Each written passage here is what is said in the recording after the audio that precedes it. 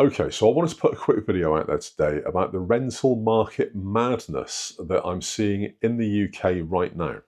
So basically, if you walk into a rental search today, you're going to see two different numbers. You're going to see the advertised rent and also the real cost of living that that rent creates. Rents rose really hard starting from about 2020, just after the first lockdown.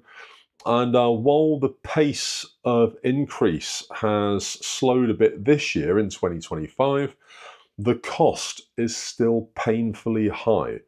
And in fact, some rents are up about 40% on what they were in 2020, which is incredible. I laugh it off, but it is very serious. And this is happening across most towns and cities in the UK. Official indexes actually show that rents are still notably above where they were even 2 years ago. So this isn't a local glitch, it's a structural squeeze that's basically driven by too few homes being available for far too many people. So why is it like this? Well, let's get into a few brutal facts. So house building has not really matched demand for decades. Planning rules and regulations and land scarcity, they make the supply very sluggish. Social housing has been basically hollowed out, and investment vehicles, things like buy-to-let, things like institutional landlords, things like overseas investors and owners, these all distort the local markets. So on top of that, landlords, who are running a business, by the way, they face higher costs, literally in all areas, for things like maintenance, for things like taxes, and that's only going to get worse, and also increasing regulation, which makes it very difficult for them to run their business. So all of these stresses, all of these costs, they inevitably get passed on to the tenant as rent, and that cocktail, if you like, that creates sharp choices. It means that younger people can't save for deposits because the rents that they're paying, that eats any extra income that they may have to put to one side to save for a deposit to get a mortgage. So it's basically a rental trap. They've got no chance to build equity. Families get squeezed into far smaller spaces where basically, they just have to have maybe three kids in a bedroom or worse, whole families living in a sort of one-bed flat. It happens and it's terrible and it shouldn't happen. Employers can't recruit where workers can't afford a roof. So there's a knock-on effect there as well.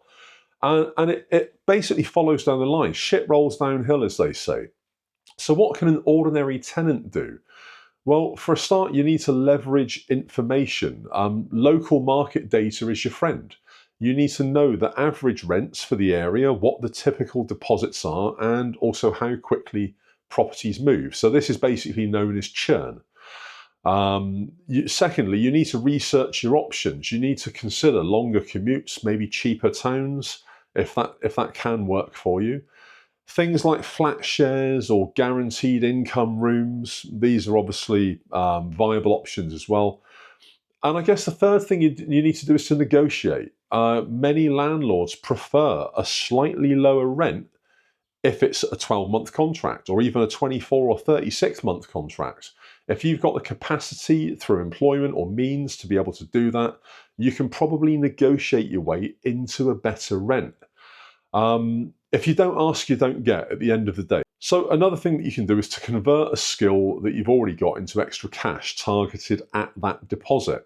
So things like weekend freelancing, things like, dare I say it, gig economy work, or just a side hustle, maybe arbitrage, selling on Facebook Marketplace, eBay, Amazon, whatever it might be. There are loads of different hustles out there. But the real fix to this is political and it's also systemic. So we need faster house building. We need a complete reform of planning rules and also a grown-up conversation about social housing and how that scales. And until then, the rental market is going to continue to behave like a pressure cooker. Your job really is to act like a chess player. You need to think 2 moves ahead. You need to try and control your cash flow and to keep optionality really in everything that you sign. So have you noticed this happen in your local area? Have you noticed that your rents are sky high even though the property market itself is kind of slowed down? Drop it in the comments, let me know. YouTube is going to pop a video somewhere there. Like, follow, subscribe, ring the bell, all that jazz, and there will be another video tomorrow. Goldman, peace out.